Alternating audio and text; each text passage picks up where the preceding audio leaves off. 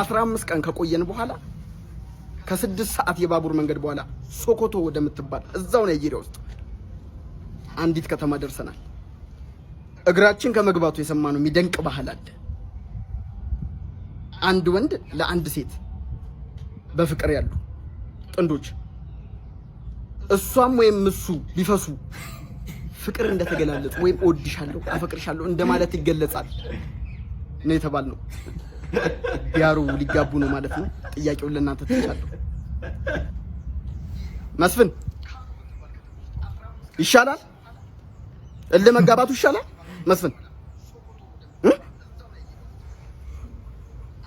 ተዚህ ለሐል ጋሻ በራ የሚባሉ ሰፈር አይናቸው ያው ቃሉ ስለጠራው ይቅርታ ከባድ ቡዳ ነበሩ ሰፈራችን ውስጥ ያዩት መቼም አይደንም የታወቁ ናቸው።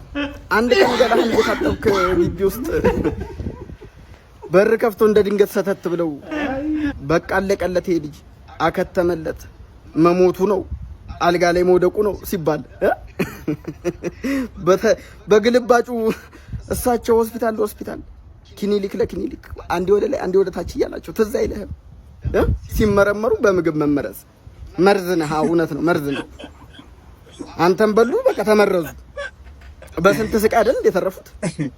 ትዝ አይልህም? መስፍን ድርቀቱ ተወ። ሆድ በጣም ይደርቅ ነበር። ተወ። እንዴት ነው የሆነ ቀን ከሽንት ቤት ስትወጣ ልጠራህ ወደ ቤት እየገባው ከሽንት ቤት ወይን መክፈቻ ይዘህ ስትወጣ ይቻላል። ምን ሊያደርግልህ ነው ያዝኩ? ወይን መክፈቻው ምን ሊያደርግልህ ነው ያዝኩ? መስፍን ጉዳር በበሽታ ይሳቅ።